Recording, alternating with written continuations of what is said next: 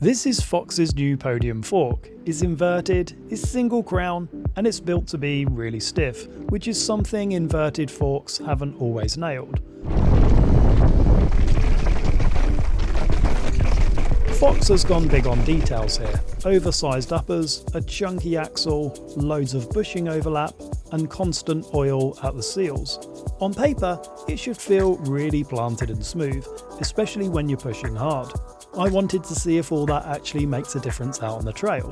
So let's take a first look at Fox's all-new inverted podium fork. We've got the stanchions just down here, and they slide up through these massive uppers. It's available in a 160 or a 170. I've got it on this Trek Rail e-bike here, which is a really good fit for it, 170 at the front. And I've been riding it for a few weeks, so these are my first impressions, not a long-term review, but my first impressions of the fork. Pretty much straight away, it's recognizable as something quite different with these huge uppers that we've got here.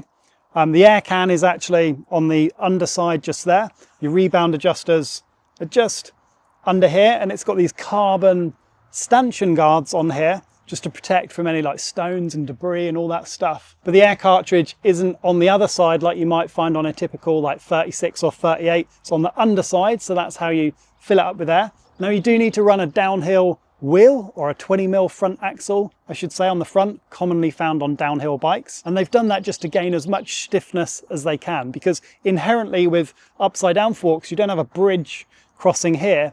So you lose some of that stiffness or that rigidity. So they've used a 20mm axle to try and maintain as much stiffness as possible.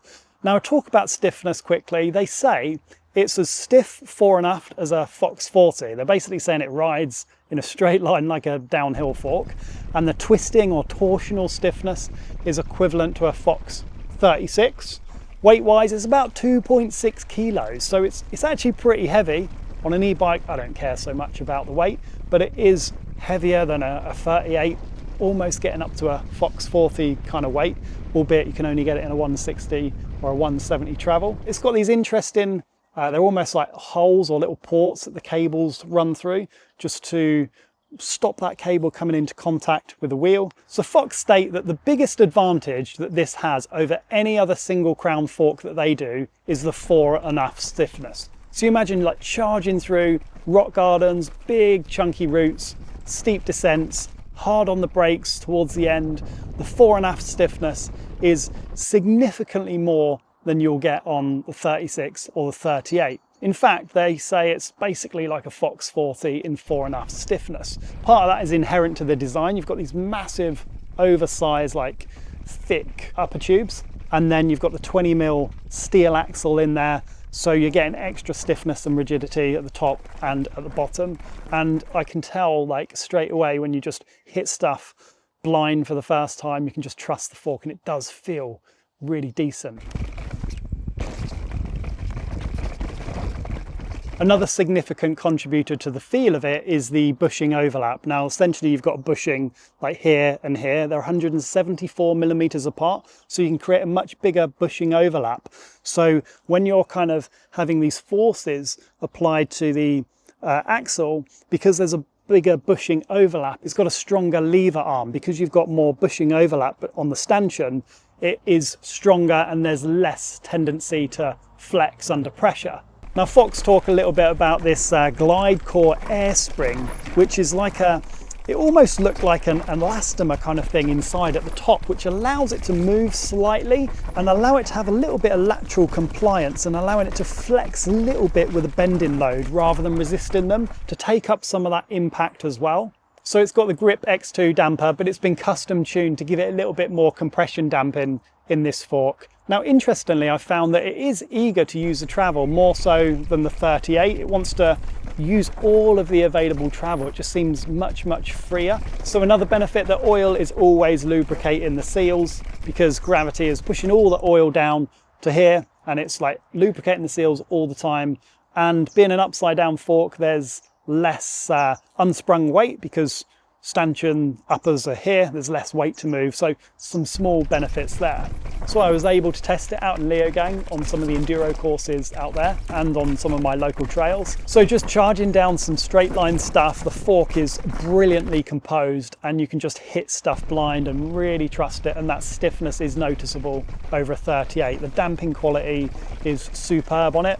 I'm totally sold on how supple and how great this feels over the chunky stuff, and the chunkier the better really. Now, Fox isn't the first to make an inverted fork. There are already some excellent options out there from brands like Push Industries, Intend and Manitou and others, but I'd say these have always felt a bit more niche. Fox bringing something like this to market feels like a real step towards making inverted forks more mainstream. It's almost like a stamp of approval. They clearly believe the technology's now ready for a much wider audience. I caught up with Ariel Lindley from FOX Product Development to dig into how they've tackled the usual challenges with inverted forks. In 26, we kind of set out to try to eliminate any kind of like stick-slip friction, we call in our forks. Anytime you build up pressure somewhere or force and then it releases, that really translates through the rider, especially on forks. So we had a big goal of getting rid of as much of that in all our forks as possible. And things like the new 36 air springs came out of that.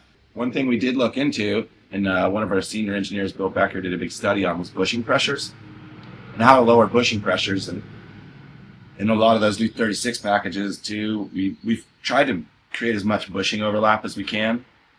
But in that study, he included inverted forks. And we saw a big opportunity, to increase bushing overlap by doing that. But also he was able to graph the bushing pressures and show how much of an advantage it is when your axle moves closer to the first bushing as you load and push the fork deeper into its travel and add more load to the system. The bushing pressures, that ratio changing and getting the lever arm getting shorter really reduces the increase of bushing pressures throughout load increase into the fork. The upper tubes being big enough by the frame here really help with the fore-aft stiffness. But that ratio was really compelling because you're changing that lever arm depending when you're going deeper in the stroke, making it shorter when you'd want it to be shorter when you have a lot of load in the fork. So those two things working together, as well as the able to get 50 more millimeters of bushing overlap in an inverted fork for a given travel compared to a traditional fork, and not alone, those kind of three things were intriguing enough for us to say, like, we want to try this. We want to make a fork. We're close to or at the same fore-aft stiffness as a 40, which is pretty incredible in a single crown fork. Torsional is, something that we talk about with inverted forks a lot, right? They're not going to be as torsionally stiff. But when you make a fork really stiff in the fore-aft mode, some of this kind of torsional stiffness being a little bit less, and we're close to a 36 here, so we're not like really flexy, might be a good thing. And there's kind of a magic relationship there. So we did a lot of tuning of the chassis, and we built a lot of options, different upper tube thicknesses and stiffnesses and different crowns, as well as different lower tubes. And we even tried like a 15 mil axle.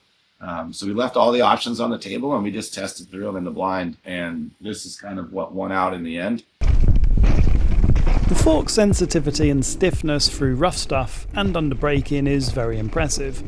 And torsionally it's quite hard to notice. I'm sure under some testing scenarios there might be some loss in twisting stiffness compared to a 38, but after riding the Podium it's not something that was on my mind at all.